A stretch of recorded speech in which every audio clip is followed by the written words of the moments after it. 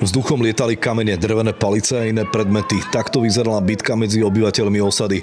Niektorí si dokonca postavili zátarasy, aby sa mali kde ukryť pred letiacimi predmetmi.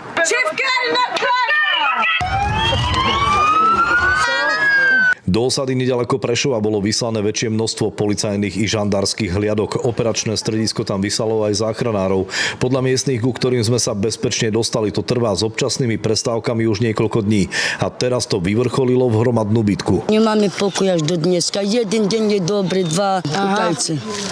Až zádu. A ten David Červeniak, neznám, co do mňa chce. Fulem do mňa skočky skáka, provokuje. David sa ho išiel len opýtať, že na čo sa na neho chystá na bitku.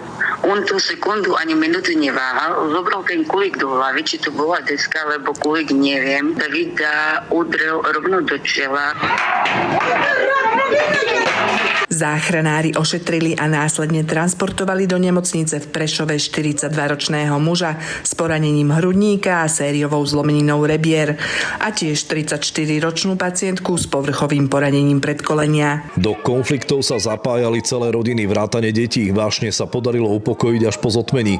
Príčinu nevraživosti a konfliktov sme sa nedozvedeli. Viac na teraz nepovedala ani polícia. Vyšetrovateľ okresného riaditeľstva policajného zboru v Prešove v danom prípade vedie trestné stíhanie vo veci trestného činu výtržníctva spáchaného v súbehu s trestným činom porušovanie domovej slobody a trestným činom ublíženie na zdraví.